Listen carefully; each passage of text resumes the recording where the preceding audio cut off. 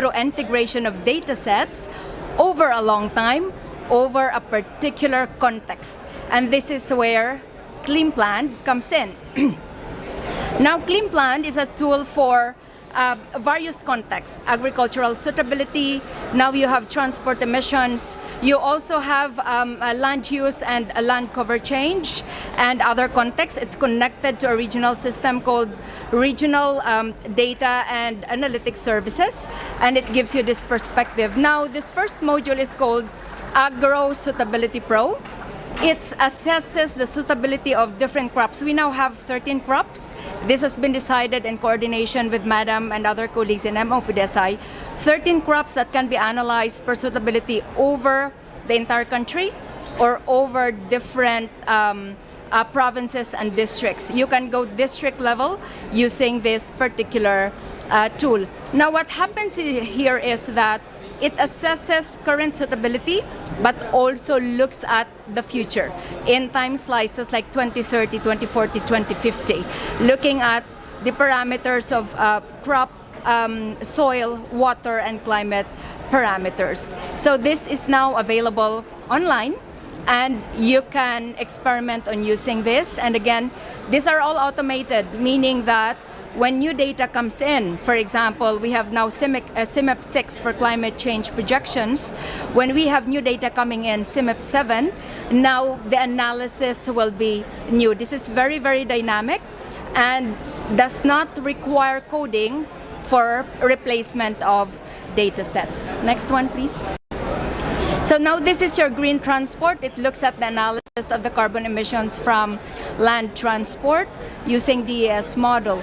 Now it also assesses the potential reduction of carbon emissions depending on mitigation on the plans and decisions that we do for transport planning. Again, this tool is very much dynamic and will not require coding in the context of MOPDSI to change the information.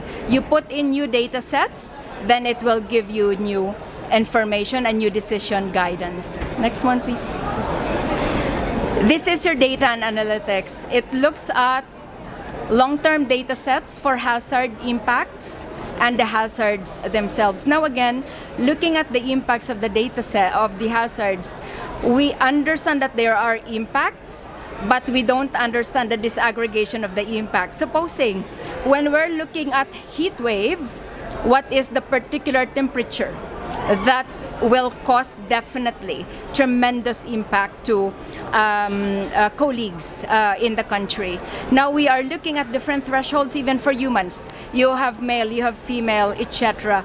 Now again, this tries to understand these levels of thresholds, connect the thresholds to impact, so that over time, if we know, for example, that 100 millimeters of rainfall causes this amount of flooding in a particular district, then when you have a prediction, then you can anticipate with very, very high certainty that this flooding will happen in this region if we understand the threshold. Now again, the idea is we already integrated historical data sets. This is coming from EMDAT because, to be honest, we cannot find comprehensive source of data sets from Pakistan, particularly on the hazard impacts. Again, we are looking at different hazard impacts. The most that we can identify, the number of people killed, evacuated, etc. But even if you look at agriculture, the hazard impacts is not comprehensively recorded. We discussed with colleagues with Punjab Agriculture Department, and even from their end, they are not archiving impacts, which is a big missing link to all of us. So we try to incorporate this in this tool such that anytime the government needs all this analysis, the data is there and it can give you various levels of analysis. Again, the power of digital technology banks on the data sets. If you don't have data, so much for any algorithm, AI, etc. that you can produce. And this is your land use and land cover change. This is based on 2017 to 2023 for now satellite data sets. Okay. I hope you can hear me. Yeah. So this is based on 2017 to 2023 data sets. Now we see very interesting patterns here. If you look at here, there is quite a dramatic increase in rangeland in Pakistan and quite a dramatic decrease in barren land. And if you look at it, of course, consistently, there is a consistent increase in built-up areas, cities, etc. But again, we look at a number of issues here. Are the barren lands being distributed possibly to more rangelands because of livestock, perhaps, etc.? So, but possibly, what the questions that come to mind also is that what can be done better to manage this, because now we are looking at carbon sequestration. Now you are looking at carbon sinks. What can be done with this barren land? What can be done with this increasing rangelands? Now, the increase in rangelands can be positive at one side. It can also be negative on the other. So perhaps looking at this, again, Pakistan is not a major carbon emitter, but still the effort should be there going forward. And with this data coming in, what better can we do to manage the utilization of land going forward? Now here, the data will be updated annually. So when 2024 is over, we'll get again the analysis and put it forward. And again, the tool will be dynamic. Next slide, please. Now again, resources, I will not take so much time for this. This puts together information that are relevant for MOPDSI. Next slide, please. Next slide. And this is connected to the agro advisory system for Punjab and Balochistan. Now, here, the difference is that for Punjab and Balochistan, you have a different range of products. Now, for Punjab and Balochistan, you have 3 days, 7 days, monthly, seasonal, and including climate change, connecting to Crop Suitability Pro. Now again, this puts into context the multi-timescales information. If knowing how we manage climate change means we are managing climate variability. So we only build our capacity to manage climate change if we know how to manage climate variability. We cannot even think of managing 2100, 2050 if we cannot manage how things are going tomorrow. So this is the context, and providing the advisories to farmers. This is now experimental, being shared to the extension services as well as the farmers. Now, the system again is automated. The crop thresholds are integrated therein, and once the crop stage are identified, the forecast is automatically pulled. Then the advisories are automatically generated and sent to stakeholders. We receive regular feedback from Punjab Agriculture Department as well as Balochistan Agriculture and Cooperatives Department, and enhancement that needs to be done. But basically, these systems are now experimentally operational. So these are the sample of advisories, just to show you that there is also a Pakistan language conversion, and this goes to WhatsApp groups of stakeholders in the provinces and the districts. This is up to the district level already. And we also have, of course, the crop production prediction system, identifying per historical data the best days to plant wheat or rice. But of course, this looks into also seasonal and monthly forecasting, which eventually we will integrate into the system. Next one.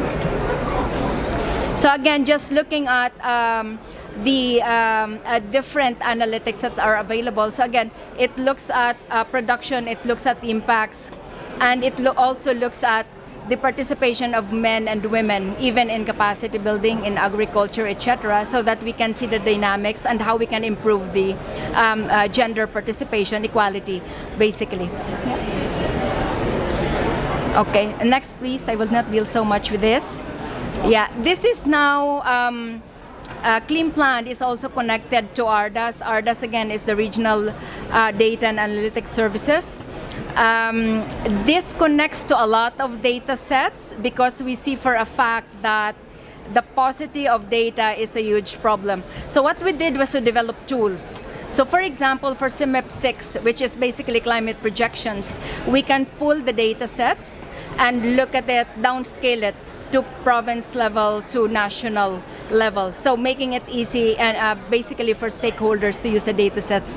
Now again, I think it was early in the morning today that there are, or also in the afternoon, there are blind spots in meteorological data sets. And that is happening not only in Pakistan but all over the world. Now, what we're doing here is also develop a tool that can pull up to the district level. We have already done this in Pakistan, Nepal, Bangladesh, some other parts of South Asia. Pull historical data sets from the European Center for Medium Range Forecast up to the district level in the absence of local data sets. But then again, this will not replace at any rate in situ data sets. But this is a good proxy data. So for the tools that we are using, in areas where we cannot have access from PMD on observation data, we pull reanalysis data from ECMWF after up to the district level. And this is again some of our tools that are developed, different levels from flood levels to agroecological zone maps, etc. These are all available in the regions, although the resolution might not be up to the requirement of the national level. What we are doing are now customizing this up to the national level and even to the district level so that it's more usable for Pakistan. And this is one of the tools that we are very, very proud of. This is the El Nino analytics tools. Now, I have been to Pakistan quite a number of times. I've worked with, of course, PMD, Madam, etc. And there's been a number of research on El Nino. So there's absolutely impact, correlation of El Nino. However, there's no single tool that puts this together such that analysis of El Nino often takes so much time to do because you really have to have seriously long sets of data and serious analysis that has to be done. Now, what this tool does is that per the number of data sets that we have in availability, it pulls the data sets, analyzes the correlations per district, if you wish, if you have data sets, of the rainfall temperature depending on the strength of the El Nino, from very strong to mild to moderate, etc. So it gives that level of correlation. Now, what the significance of this is that once we establish a good correlation and test it, we have to test it looking at PMD data, and I think that's one thing that we are going to do next week or 2 weeks from now, is that if we do hindcast, meaning forecast from backwards, and we establish a very good correlation, which means that in the next El Nino event, there is highly likely good probability that we will be able to capture the likelihood of the impacts of that El Nino in that particular area. But again, this takes seriously long historical data sets. In here, we have availability from reanalysis data up to 30 years, 50 years, etc. So this is my last slide, and I think we are ready with the video. It's a very short video, 4 minutes or so, just to wrap this up. Thank you very much for your time.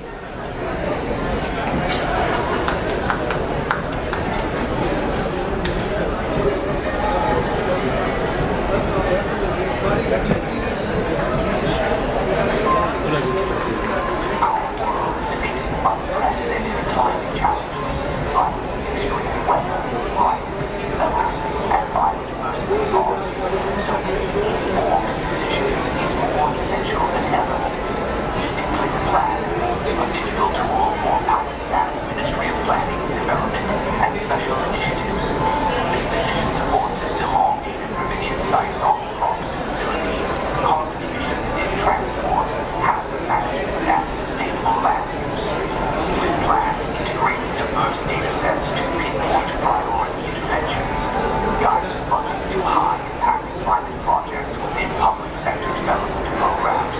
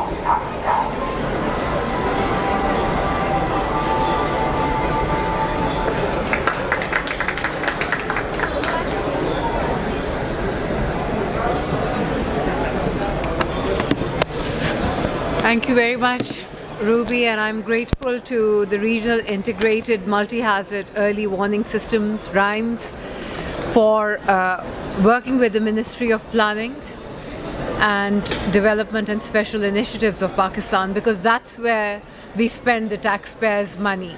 That's where we spend the debt that the country takes.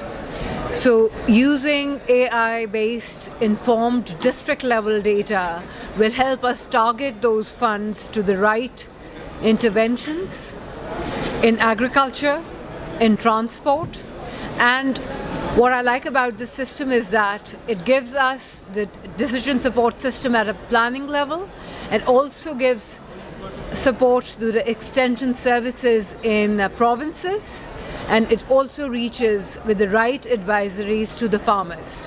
Being an agrarian economy, such tools is the direction for Pakistan, so that we are able to target our fiscal resources in the right direction and are able to make the right decisions and reach the farmers in the right time, at the right time, so that they can take the right precautions and the right measures in anticipation of how weather is changing and climate is changing in their areas. Thank you very much for your support, and thank you very much to the Ministry of Climate Change for its support. Thank you.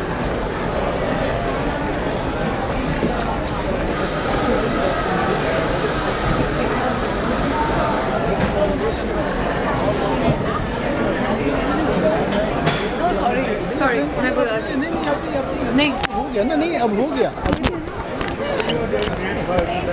खत्म हो गया। आपने कर लिया तो शुक्रिया आपने अदा कर लिया। अब लेकिन अच्छा है, इसको ना